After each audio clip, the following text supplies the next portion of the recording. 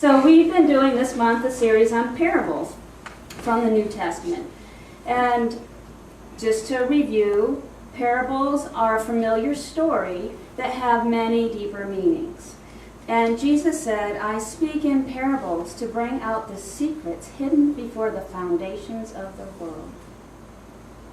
Makes us really want to think about the parables now, doesn't it? So he's telling us through these familiar stories to the people about a greater energy that exists behind all life. He's trying to tell us about the kingdom of heaven. In a lot of the parables it says the kingdom of heaven is, the kingdom of heaven is like, the kingdom of heaven is like.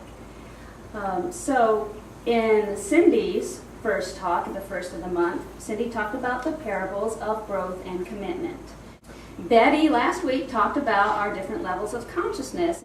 So today we're going to talk about the parables that are concerning our behavior. And there is a ton of parables about our behavior. So it must be pretty important, don't you think? So behavior, how are we getting along with each other? How are we getting along in our world?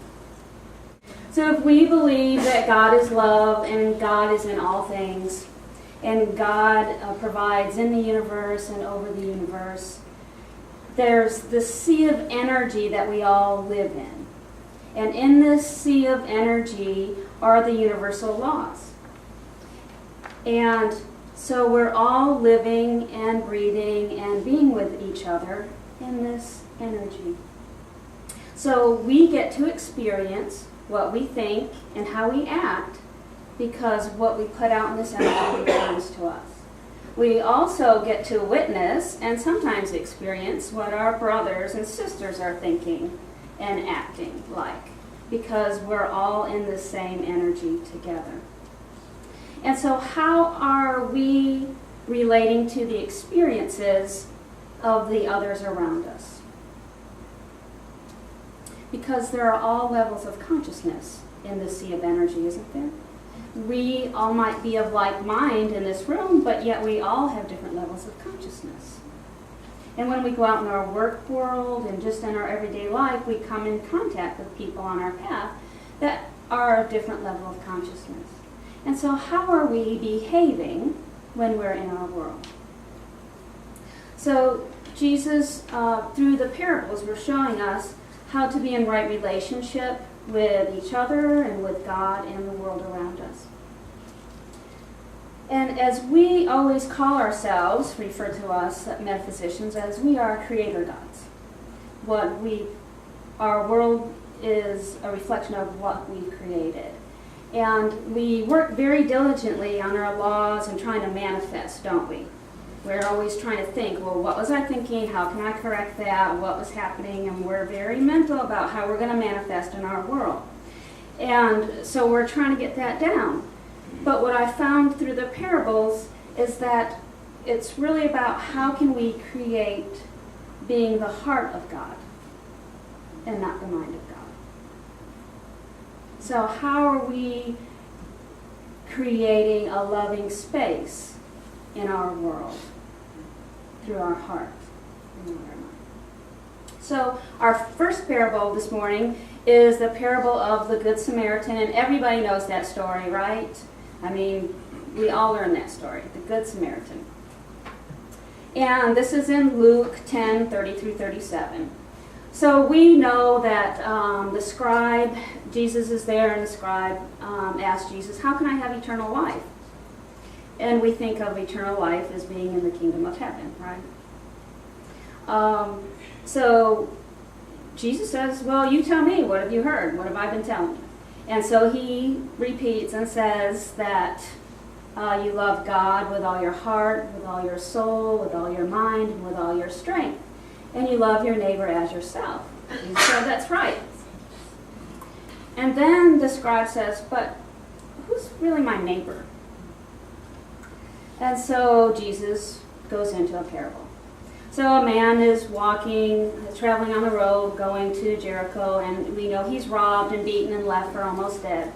And the priests pass by, and they see the bloody body, and they just keep walking by.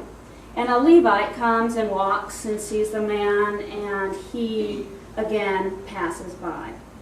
And then the Samaritan comes by, and he attends to his wounds. He takes the man to the inn. He helps him. He leaves money with the innkeeper, says, take care of this man. And if you need more than this money, I'll pay you when I come back. And then the Samaritan goes along his journey. So this was kind of shaking things up when he said this, because the Jewish people really hated the Samaritans. Okay, they were of different culture or different religious beliefs. So, and we look at that story and we go, how can that happen? How can someone pass by, a priest no less, pass by somebody that's almost dead and not touch them and help them? How can a Levite, how can anybody pass by someone and help and not help?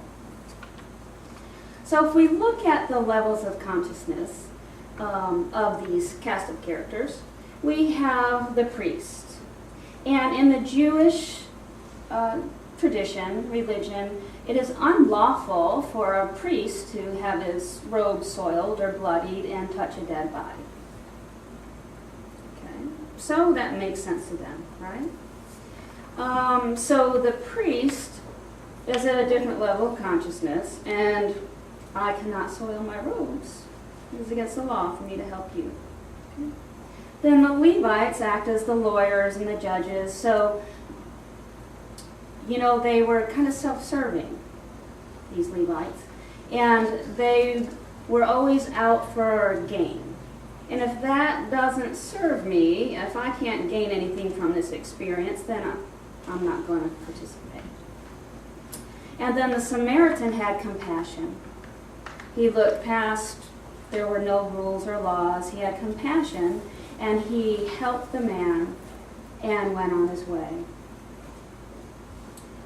So if we think about the story about our life, how many times have we been the priest, where we might not get involved in somebody else's drama because they're not at my level of consciousness? I don't want to go there. That doesn't happen in my world. I don't know what you're doing on my path.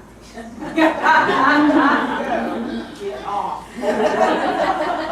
And if we look at the lawyer consciousness, do I have time to help you? I got to get to work. And if I stop to help you in this accident, you know, I'm going to be late and I'm going to be losing money. Yet the Samaritan has compassion and stops and helps. And notice that he didn't take the injured man along on his path. He put him on his donkey and brought him to the inn. He didn't take responsibility for him and drag him his whole way on his own journey. He took him to get help, left him, and went on his journey.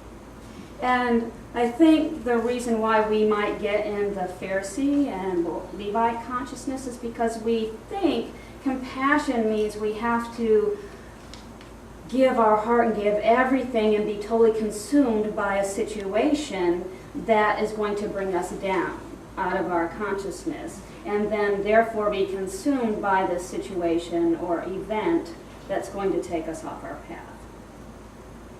Do you feel that way? But what I want you to get from the story is that compassion is sharing your love and your light at your level of consciousness to the people who are on your path. We are on our path, so we bring who we are and not sink into the drama, but we share our love and light without thought and lift them up and do what's ours to do and then move on our path. Our first mode of behavior is to be compassionate, to share our love and our light without thought, without counting the costs, just to share our love and light on our path and continue on our path.